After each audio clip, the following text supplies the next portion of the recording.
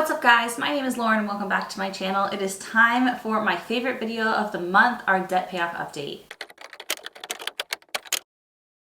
Yes, this is our March student loan debt payoff update, and in case you missed it, I recently posted a video talking about how we're selling our house. So there's a lot going on in the Miller household right now, so I'm a little bit like trying to get my bearings here. But anyway, let's talk about what we did in March and what our plans are for April and going forward, because selling our house may have a big impact on our student loan debt payoff journey, and I want to talk a little bit about that in case you missed my last video, and also just like some new things I'm thinking. Just going back to March, what we did before I get ahead of myself talking too much about the future. For March, our debt payoff goals were to 1, pay our minimum payment, and 2, pay $189 extra.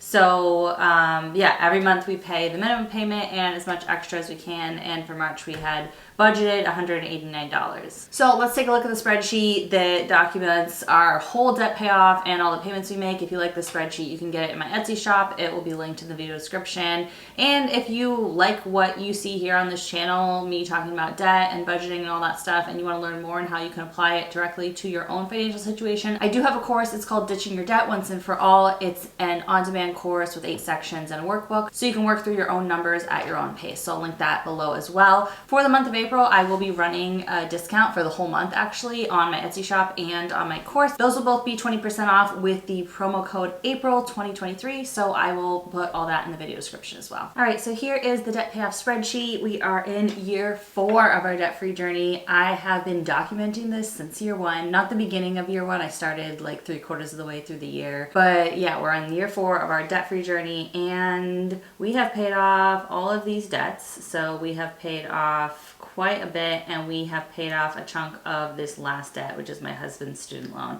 It does have a 2.8% interest rate, and that's fixed, so that's very low, which is great. We're paying way less interest than we used to. For the first 3 years of our debt-free journey, we paid a total of $31,779 in interest, and now we're down to just less than $200 a month. So let's take a look at March. We started out in March with $73,988 of debt, and we made payments of $1,090. Now our goal was to pay, let's see, so our goal was to pay $830 plus an extra $189, and we ended up making a little bit more in extra payments than that. We made an extra payment of $200, and then on the last day of the month, I made an extra $60 payment because I sold something else on Facebook Marketplace. We are selling our home, and we won't be totally downsizing, but we'll have less room for storage because we won't have a basement. We will be in an apartment, and we also won't have a garage. So I'm just really trying to minimize what we need and just the pieces that I know we really love and use. And so I sold a bookcase. We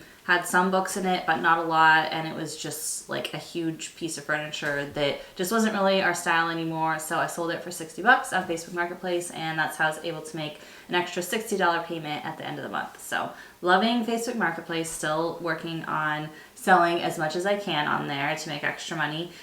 So yeah, we were able to make $1,090 worth of payments. Now my goal in my own head that I didn't put on here because it's not always like something we're able to hit, but I've been wanting to pay off at least $1,000 of debt off this debt every single month. So that means we have to pay more than $1,000. We have to pay closer to $1,200 because of the interest that accrues.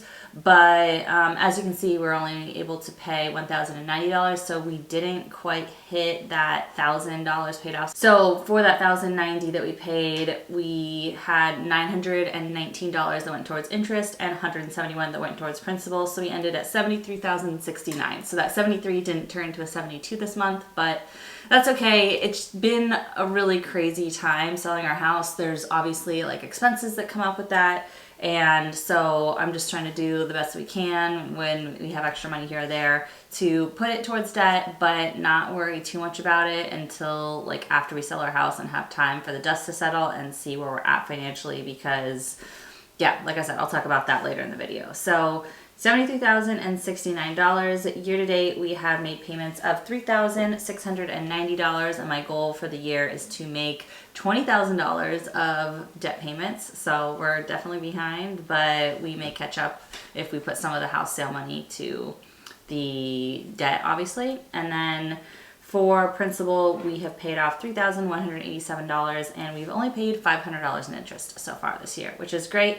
$500 I'd rather have in my pocket or put towards investing or something else, but it's much better than it was. We used to be paying like $1,700 a month and we've only paid $500 in like 3 months. So I'm very happy with that. All right, total debt paid off since the beginning of our debt-free journey is $141,594. So that number just keeps blowing my mind every time we add to it. I'm just so excited for how far we've gotten. And then debt left to pay obviously is that $73,069. We are just so close to hitting 2/3 of our debt paid off. We're at 66% and we have 34% left to pay. We need to hit 66.6% and we're going up by like, I don't know how much every month. Let's see. This month we went up by 0.5%. So if we go a little more next month, which I don't know if that'll happen, but a little more next month we would hit it. So it might not be till May that we hit that 2/3 paid off, but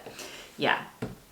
We're getting so close. Okay, so let's talk about April. Every single month I tell you our goals for the prior month, what we actually did for that month, and what our goals are for the next month so I can stay accountable and share with you guys what our plans are. So for April, based on our budget, we have only budgeted just obviously the minimum payment of $830. We always make our minimum payment. And then we have only budgeted $20 in extra payments. So a total of $850. So again, we would not be hitting that $1,000 paid off if we stuck to that. Part of the reason that I've gone light for April is because we are selling our house. We're still in the process. We're closing the beginning of May. That's currently the plan. Knock on wood that all happens that way. And so I just feel like I don't want to be putting huge sums of money, even if it's just like a couple $100, which isn't a huge sum, but like I just don't want to put really extra money towards debt because I want to make sure we have what we need for anything that comes up with the closing of the house. Obviously, after we close, we'll have a big chunk of money in our bank account and everything will be different. But before we close, we've got an emergency fund of $7,500 and some sinking funds. So we've got maybe like 10 grand in cash, and I just don't want to have to like go into any sort of debt for the closing, even if it's just to float stuff on a credit card for like 30 days. I don't want to have to pay interest. I just want to make sure whatever cash we need to pay for things. As you may expect, when you sell a house, there's all these costs that come up that you like don't realize you may have to pay. Just like with home ownership, there's all these little things that come up. So for example, we have to have the fire department come over and check all our smoke alarms, and if any are 10 years older, then we need to replace them and get that checked again before we can close. And so our house was built 11 years ago. So I know we've changed some of them, but we definitely haven't changed all of them. So whichever ones we haven't changed since we've been here, they're probably gonna flag for us to change. And so we're gonna have to buy like new smoke alarms and just stuff like that. There's just little things that come up. So yeah, I wanna make sure that we have like plenty of cash for what we need for the closing, so we don't have to put anything like on a credit card, which we wouldn't have to. We would just dig out of our emergency fund. But even that, I want to like minimize as much as possible. So I just want to keep like a good amount of cash and not like make a big extra debt payment in April, which I think you guys understand. It makes sense. It's like kind of an odd month. And then in May, we can figure out exactly what we're doing. So if you watched my video recently talking about the fact that we're selling our house, I talked about how I'm like kind of on the fence about what to do. Like part of me is thinking like, obviously we're doing this for a bunch of reasons, but one was like, I'm just tired of debt payoff and I wanted to sell our house so we could like have the option to pay off our debt and just have our cash flow be different and not have that debt payment anymore. But then on the other hand, our interest rate on our debt is so low that like if we put the money in a high yield savings account, which has no risk of losing money, can only gain money, which currently our high yield savings account has an interest rate of 4.25%. Just that alone, and like just putting all the cash in there and then making the minimum payment every month, we would be making money off of the interest from the high yield savings because that interest rate is higher than our debt interest rate. So we'd be making a little bit of money each month.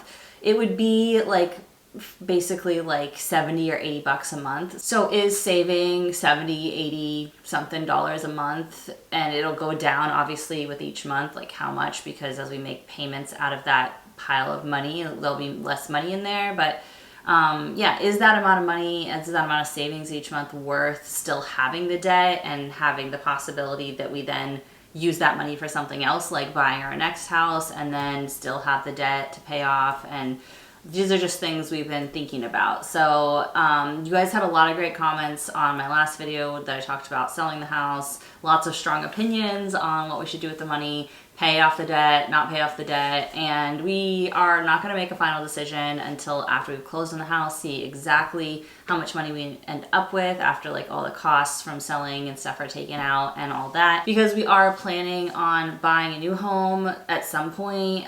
We're just not quite sure like how much we're going to like renting, how long we're going to want to rent for, how much time we'll have to save up more money for a down payment if we do use some of the sale money for debt payoff and all that kind of stuff. And also, I haven't really dug into the numbers with you guys fully, and I told you I'll probably not give you exact numbers, but I'll give you like enough information to understand the decision we're weighing, that like when we close, we're really not going to have enough to pay off our debt and have enough for a new down payment and fund our emergency fund, you know, to a higher amount, because that is something else that's really important to me and something that's been bothering me that I hadn't mentioned in my last video. Our emergency fund is only $7,500, and at one point we had an emergency fund of like $20,000, and we decided to put that money towards debt payoff when we were like still in credit card debt, and we bumped it way down.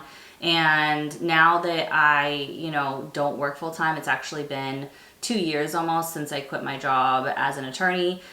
We are basically a single income household. I do make some money from YouTube as a side business, but it's definitely a very part-time income. It's not something that could like float our family for very long at this point. I hope to grow it over time, but at this point, that's not what it is yet. So being a single income household, I feel like having a bigger emergency fund is something that's going to help me sleep better at night. And that's my whole like litmus test in personal finance, is what's going to help me sleep best at night. So I definitely want to make that a priority too, of saving some cash that we're not going to touch for anything that's going to bump up our emergency fund. So thinking through all these things, like I said, I'll make more videos on it in future and continue to talk to you guys about it as we have more information and are closer to making the decision. So with all that said, we have budgeted $850 for debt payoff in April, and then we'll see what happens from there. So that's it for today. If you like this video, give it a big thumbs up, and if you want to see more from me, hit that subscribe button, and I'll see you in the next one. Bye.